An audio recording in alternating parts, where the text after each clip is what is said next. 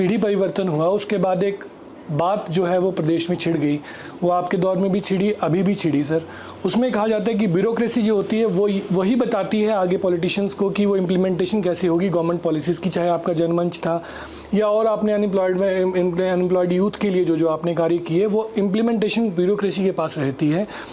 तो कहा जाने लगा कि जब पीढ़ी परिवर्तन हुआ कि जो ब्यूरोक्रेसी पे है वो पकड़ ढीली हो गई, और अभी भी हम सुखविंदर सिंह सुक्खू के राज में भी देखते हैं जो रोज़ नई नई कॉन्ट्रोवर्सीज आ रही हैं, उसमें भी ये कहा जाता है कि ब्यूरोक्रेसी पे पकड़ ढीली हो गई। तो इसकी आपको किस तरह से देखते हैं? देखिए, ऐसा नहीं है। ये शब्द हमने धूमल जी की गवर्नमेंट में भी लोगों को बोलते हुए सुना, ये शब्द हमने वीरभद्र सिंह की गवर्नमेंट में भी लोगों को सुनते हुए हमने देखा है।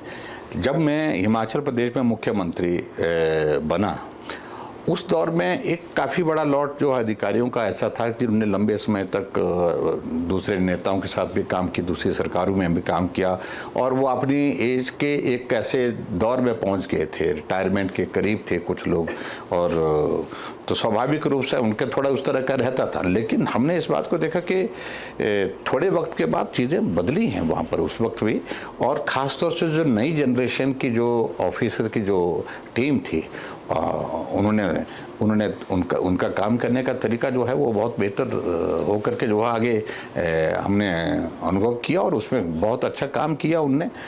लेकिन कुछ पुराने अधिकारियों के दिल दिमाग में वो बातें रहती थी, लेकिन वो वक्त निकल गया, वो रिटायर हो गए, अब वो वापिस चले गए। अब नए अधिकारियों के साथ काम करके जो है आप देखते होंगे कि बड़ा अंतर है, बहुत अंतर है, वो स्थिति नहीं है। ब्यूरोक्रेसी में पीढ़ी परिवर्तन हुआ, और आपने जन आक्रोश रैली में बात कही थी कि जिन अधिकारियों को आपने साइडलाइन किया था, अब कांग्रेस गवर्नमेंट ने उन्हीं अधिकारियों को जो है वो मेन पदवियों पे रखा है।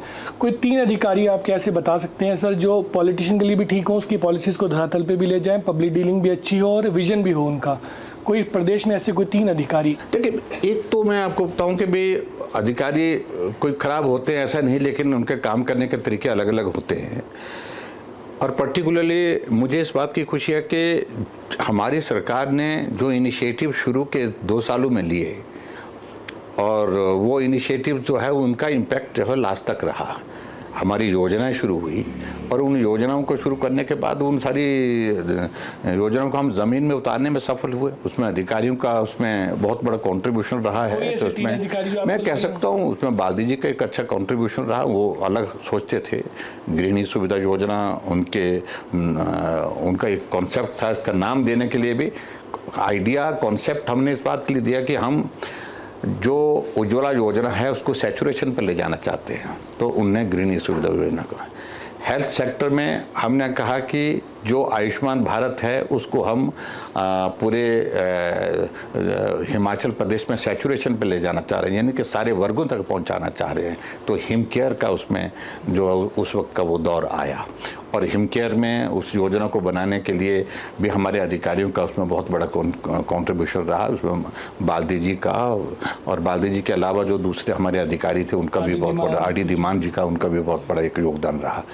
और इसी तरह से सहारा योजना हुई, चाहे उसके साथ साथ में जनमंच हुआ, इन सारी योजनाओं को बनाने के लिए उस वक्त विनीत चौधरी शुरू के इसमें जब चीफ सेक्रेटरी थे, तो उन्होंने भी बहुत जो इसमें जो है बहुत कंट्रीब्यूट, मतलब यानी कि पुराने अधिकारी, अनुभवी अधिकारी, जिन्होंने उस वक्त इन छोटी छोटी चीज़ों को, एक कॉन्सेप्ट को आगे बढ़ाया, और वो योजना हिट हुई।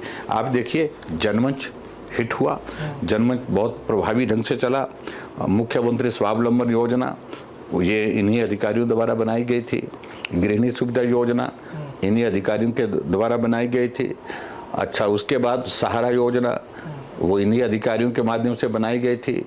इसके अलावा हिमाचल प्रदेश में जो शगुन योजना जो हमने चलाई थी वो भी इनके माध्यम से चली थी। तो ऐसे बहुत सारे जो इनिशिएटिव लिए थे हमने उस वक्त हिमाचल प्रदेश में, और वो मतलब बड़ी सफलता के साथ आगे भी बढ़े, और आगे बढ़ने के साथ साथ में उन योजनाओं का इम्पैक्ट आज तक भी देखने को मिलता है।